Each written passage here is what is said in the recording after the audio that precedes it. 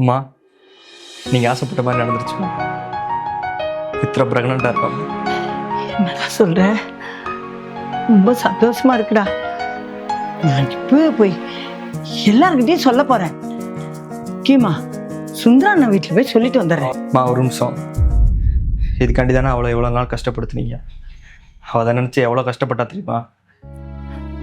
டேய், இதெல்லாம் உங்க நல்லதுக்காக தானடா சொன்னேன்.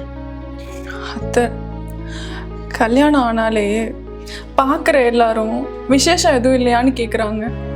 அப்படி அவங்க கேட்கும்போது எங்களுக்கு எவ்வளோ கஷ்டமாக இருக்குது தெரியுமா? குழந்தை இல்லைன்னு நாங்களே டிப்ரெஷனில் இருக்கோம். ஆனால் இந்த சொந்தக்காரங்க கேட்குற கேள்வினால எங்களால் எந்த ஃபங்க்ஷனுக்கும் போக முடியல.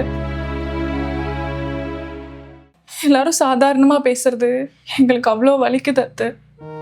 ஒரு கல்யாணம், வளைகாப்பு அப்படின்னு ஏதாவது ஒரு ஃபங்க்ஷனுக்கு போனால் கூட குழந்தை இல்லையான்னு கேட்குறாங்க.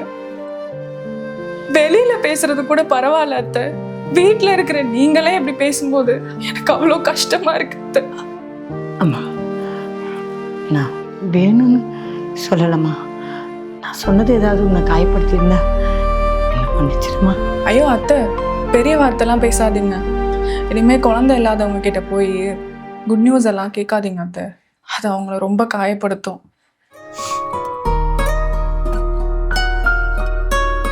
குழந்தை இல்லாதவங்களாம் தாய்மையை இழந்துடுறது இல்லை. ஏதோ ஒரு வகையில் அவங்களும் தாய் தான். பாத்தியாம்மா அவள் எவ்வளோ கஷ்டப்பட்டிருக்கானு.